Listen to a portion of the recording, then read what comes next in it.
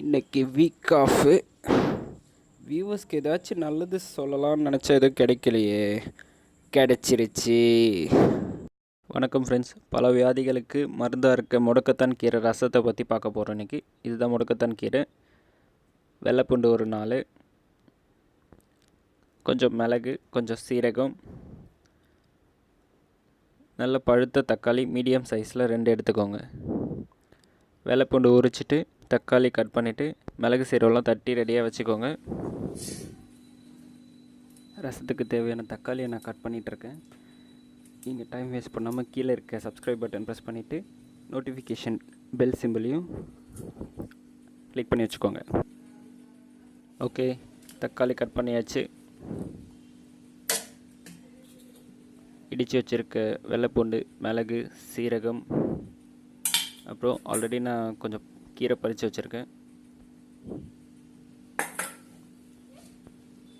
சமைக்க ஸ்டார்ட் பண்ணலாமா? ஸ்டவ்வை பற்ற வச்சுக்கோங்க.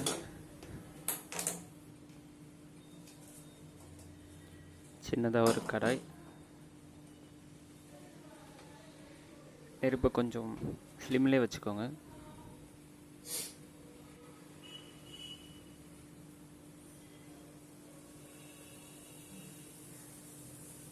பாத்திரம் நல்லா கொஞ்சம் தண்ணிலாம் இல்லாமல் சூடானதுக்கப்புறமா ஒரு ஸ்பூன் எண்ணெய்,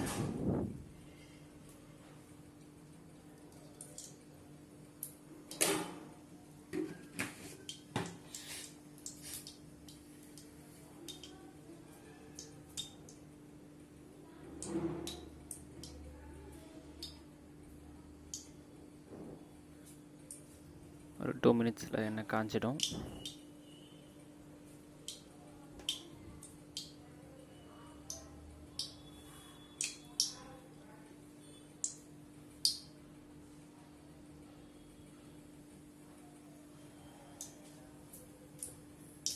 ஃபைன், எண்ணெய் காஞ்சிருச்சு.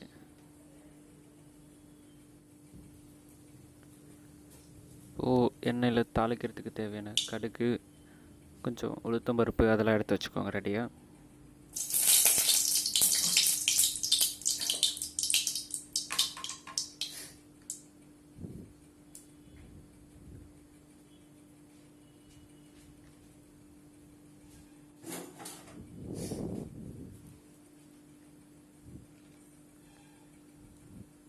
கொஞ்சம் கடுகு போட்டிருக்கேன்.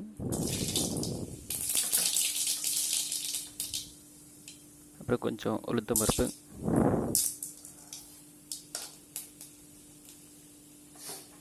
இப்போது நீங்கள் தட்டி வச்சுருக்க பூண்டு, மிளகு, சீரகம்லாம் எடுத்துக்கோங்க. கடுகு கொஞ்சம் பொரிஞ்சு வந்து விடணும்.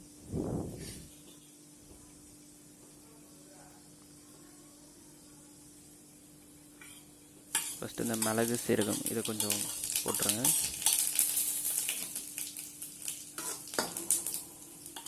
கூடவே பூண்டு போட்டுருங்க.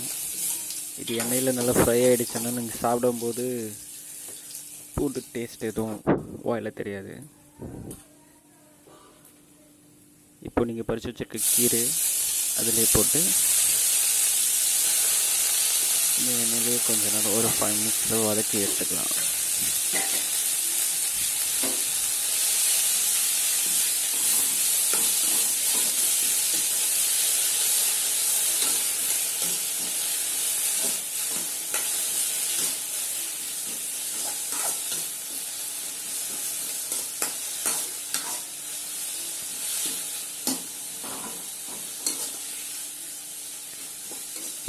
ஸ்டவ்வை ஸ்லிம்மில் வச்சுட்டு கீரையை நல்லா வதக்கிக்கோங்க. அப்போ தான் அந்த கீரையில் இருக்க பச்சை வாசனை கொஞ்சம் கசக்கிற மாதிரி இருந்துச்சுன்னா கூட நம்ம நல்லா வதக்கிட்டோன்னா சாப்பிடும்போது தெரியாது.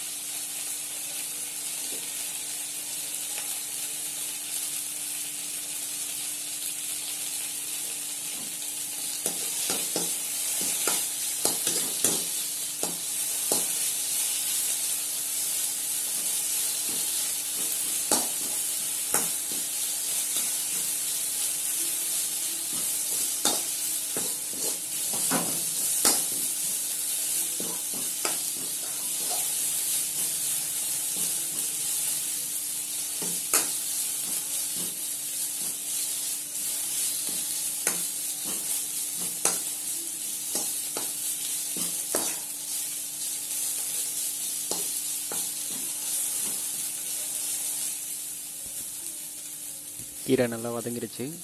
கட் பண்ணி வச்சுருக்க தக்காளி எடுத்துகிட்டு அதிலே போட்டு ரெண்டும் ஒன்றா சேர்த்து கொஞ்சம் நேரம் வதக்கிக்கலாம்.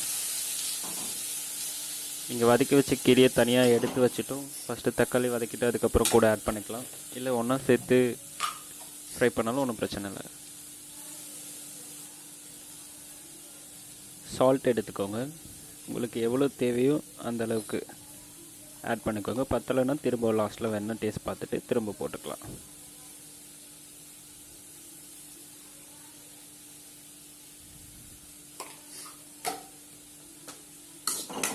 இப்போ தண்ணி எதுவும் ஆட் பண்ண வேண்டாம். கொஞ்சம் நல்லா வதங்கினதுக்கு அப்புறமா ஆட் பண்ணிக்கலாம்.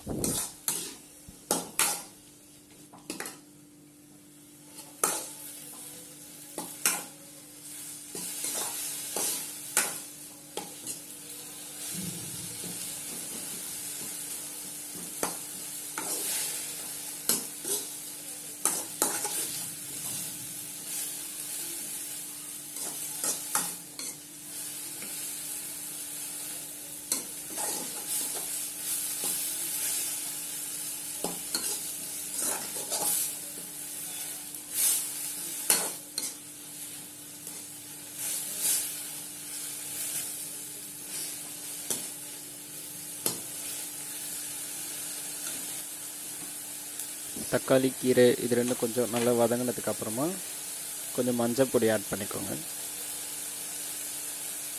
கலருக்கும் ஸ்மெல்லுக்கும் இது கொஞ்சம் நல்லாயிருக்கும்.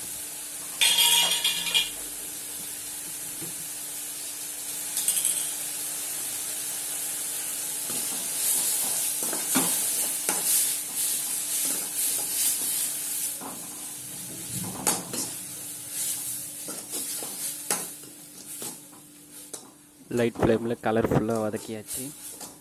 இதிலே கொஞ்சம் நீங்கள் தேங்காயெலாம் துருவி போட்டு ஆனியன்லாம் கட் பண்ணி போட்டுட்டு கூட்டு பொரியல் மாதிரியும் செஞ்சு யூஸ் பண்ணிக்கலாம். ஆனால் நம்ம இப்போ ரசம் வைக்கிறோன்றதுனால கொஞ்சம் தண்ணி ஆட் பண்ணிக்கலாம்.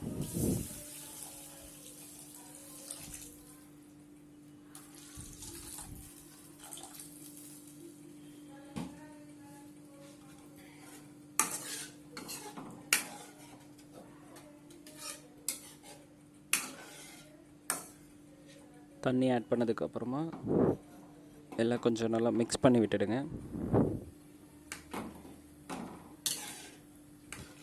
மிக்ஸ் பண்ணிவிட்டு கொஞ்சம் நல்லா கொதிக்க விடுங்க. அதுக்கப்புறம் சால்ட்டு பார்த்துட்டு பத்தலைன்னு எனக்கு கொஞ்சம் ஆட் பண்ணிக்கலாம்.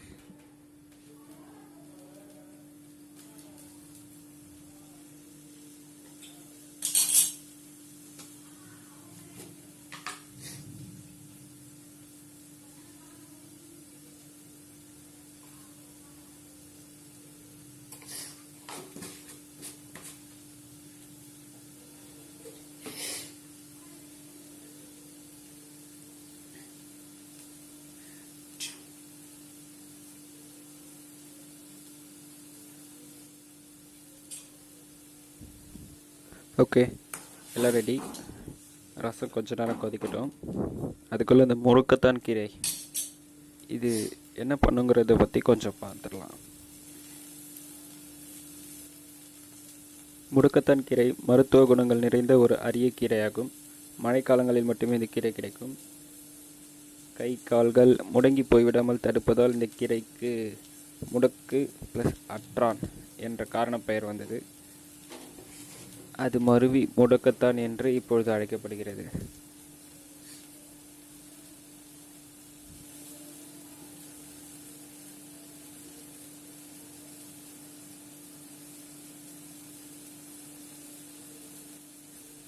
நம்ம வீட்டில் அப்பா அம்மா அந்த மாதிரி பெரியவங்களுக்கெல்லாம் கொஞ்சம் வயசாகிடுச்சுன்னா மூட்டு வலி பிரச்சனை நிறைய பேருக்கு வந்துட்டுருக்கு.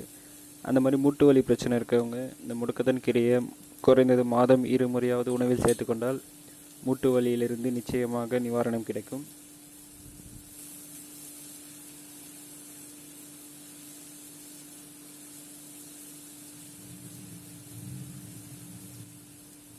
பொதுவாக இந்த கீரையை பெரும்பாலும் தோசை அல்லது துவையலாகத்தான் சேர்த்துக்கொள்வர்.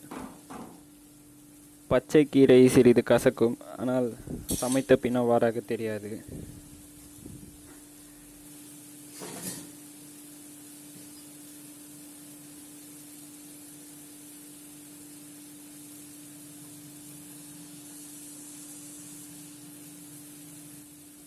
வைட்டமின்களும் தாதுப்புக்களும் நிறைந்தது முடக்கத்தான் கீரை.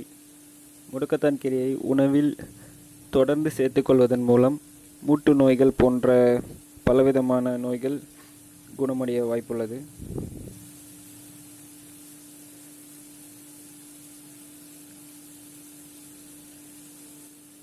இதன் சிறப்பு குணம் நமது மூட்டுகளில் எங்கு யூரிக் ஆசிட் இருந்தாலும் அதை கரைத்து நீராக அதை வெளியேற்றிவிடும்.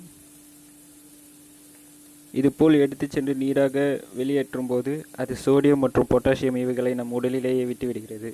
இதனால் நமக்கு உடல் சோர்வு ஏற்படுவதில்லை.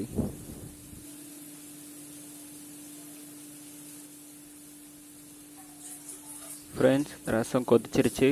ரசம் கொதிக்கிற வரைக்கும் போர் அடிக்காமல் இருக்கணுன்றதுக்காக தான் கூகுளில் தேடி முடக்கத்தான் கீரையோட பயன்கள் எல்லாம் உங்களுக்கு சொல்லிட்டு இருந்தேன்.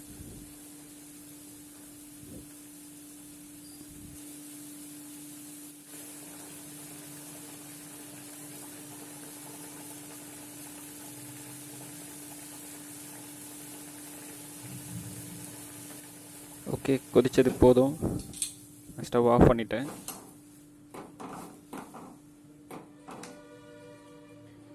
இப்போ இந்த ரசத்தை எடுத்து ஒரு சின்ன பவுலில் மாற்றி வச்சுக்கலாம். சர்வ் பண்ணதுக்கு ஈஸியாக இருக்கும்.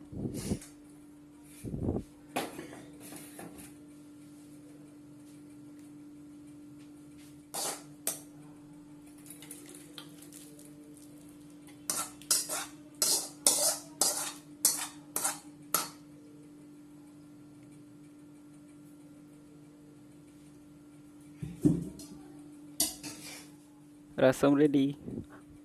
பார்க்க எவ்வளோ கலர்ஃபுல்லாக இருக்குல்ல? டேஸ்ட் பண்ணி பாருங்கள், இன்னும் செம்மையாக இருக்கும்.